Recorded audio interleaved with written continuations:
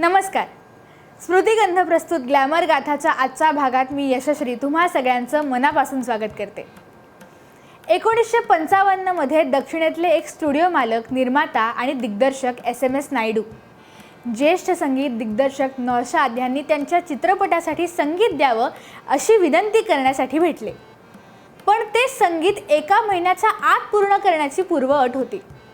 त्यांनी या कामासाठी मोठी रक्कम देऊ केली. पण नौशादजींनी चित्रपटासाठी संगीत तयार करण्यासाठी किमान 1 वर्ष लागेल असं सांगून नम्रपणे ती ऑफर नाकारली. त्यानंतर लवकरच एका तरुण संगीत दिग्दर्शकानं नायडू यांची भेट घेतली आणि त्यांना सांगितलं की ते एका आठवड्यात संगीत सादर करतील, पण नौशाद साहेब यांना देण्यात येणाऱ्या रकमेपेक्षा फक्त 1 रुपया जास्त देण्यात यावा अशी त्यांनी इच्छा व्यक्त केली. त्या संगीतकारानं आपला शब्द पाळला आणि दिलेल्या मुदतीत त्या चित्रपटाचं संगीत पूर्ण केलं. तो चित्रपट होता दिलीप कुमार आणि मीना कुमारी अभिनीत आझाद आणि त्याचे संगीत दिग्दर्शक होते C Ramchandra. Reva diamonds from the house of PN Gadgil and sons प्रस्तुत ग्लॅमर गाथा.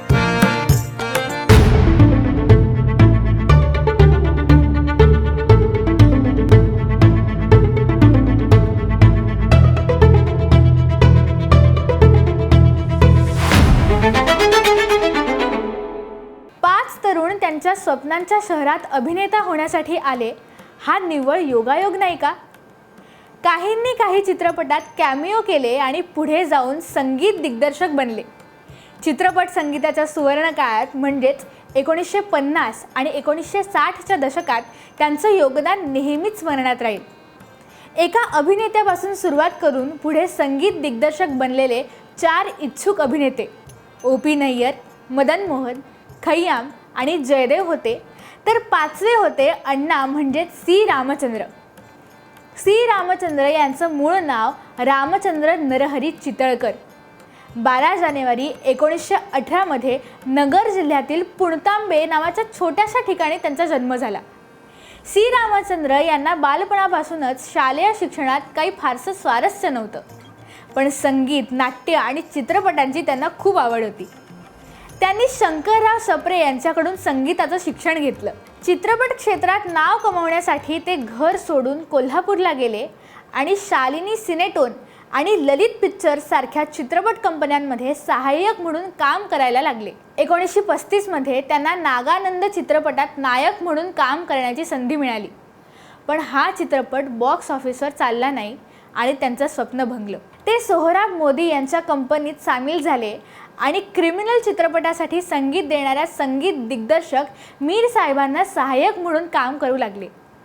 हा चित्रपट हिट झाला आणि सी रामचंद्र यांची प्रतिभा अभिनेता, निर्माता मास्टर भगवान यांनी पाहिली आणि त्यांना त्यांच्या सुखी संसार आणि अलबेला या चित्रपटांचे संगीत दिग्दर्शक होण्याची संधी दिली.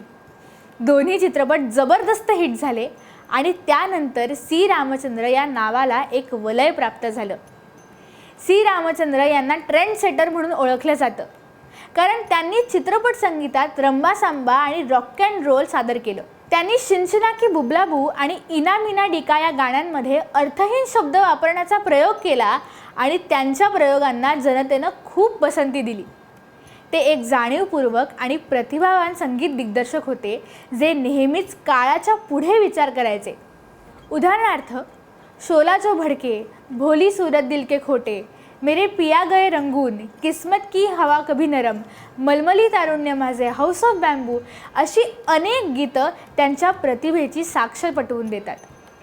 किशोर कुमार आणि आशा भोसले यांनी 2 वेगवेगळ्या आवृत्त्यांमध्ये गायलेलं इना मीना डिका हे गाणं खूप लोकप्रिय झालं. हे हिंदी चित्रपटसृष्टीतलं पहिलं रॉक अँड रोल नंबर होतं. गाण्याचे शब्द सी रामचंद्रांच्या संगीत कक्षाबाहेर खेळणाऱ्या मुलांपासून प्रेरित होते. मुलं इनी मिनी मिनी मो असं काहीतरी म्हणत होती, ज्यामुळे सी रामचंद्र आणि त्यांचे सहाय्यक जॉन गोम्स यांना गाण्याची पहिली ओळ इना मीना डिका डाय डामा डिका तयार करण्यासाठी प्रेरित केलं. गोम्स जे गोव्याचे होते, त्यांनी मका नाका म्हणजे मला नको यासाठी कोकणी शब्द जोडले. ते रंपम पोषने संपेपर्यंत अधिक निरर्थक यमक जोडत राहिले. ईस्टर्न आय मासिकानं किशोर कुमार यांच्या इना मीना डिका या गाण्याला त्यांच्या टॉप 10 सर्वोत्तम गाण्यांपैकी एक म्हणून घोषित केलं. भारताचे त्या काळचे तत्कालीन पंतप्रधान पंडित जवाहरलाल नेहरू यांच्या उपस्थितीत सी रामचंद्र यांनी लता मंगेशकर यांच्या आवाजात दिल्ली येथे 27 जानेवारी 1963 रोजी सादर केलेलं ए मेरे वतन के लोगो या गीताला मिळालेला अभूतपूर्व प्रतिसाद हा त्यांच्या आयुष्यातला सर्वोच्च आनंदाचा आणि अभिमानाचा क्षण होता.